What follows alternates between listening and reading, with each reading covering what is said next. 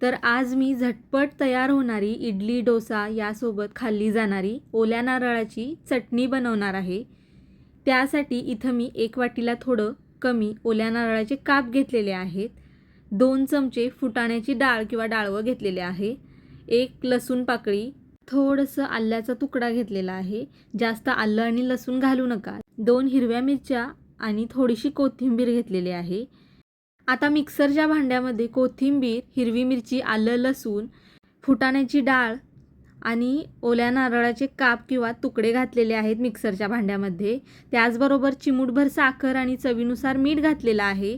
आता लागेल तसं थोडं पाणी घालून आपण बारीक असं चटणीसाठी वाटून घेऊ। बारीक असं वाटून घेतल्यानंतर एका भांड्यामध्ये किंवा बाउलमध्ये एका काढून घेऊ। आता यामध्ये मी लागेल तसं थोडं थोडं पाणी घातलेलं आहे। जेवढी चटणी घट्ट पातळ हवी आहे त्यानुसार पाणी कमी जास्त करू शकता। आता या चटणीला मी वरून तडका देणार आहे। त्यासाठी तडका पॅनमध्ये मी थोडंसं तेल घेतलेलं आहे। तेल चांगलं गरम झाल्यानंतर यामध्ये थोडीशी मोहरी घातलेली आहे। मोहरी चांगली तडतडल्यानंतर थोडं जिरं घातलेलं आहे। जिरं मोहरी चांगली तडतडल्यानंतर यामध्ये आता कढीपत्त्याची पानं घालू। कढीपत्त्याची पानं घातल्यानंतर मस्त कुरकुरीत अशी होऊ द्यायची आणि ही तयार झालेली फोडणी आहे ती चटणीमध्ये वरून घालायची आहे आणि चांगली मिक्स करून घ्यायची आहे।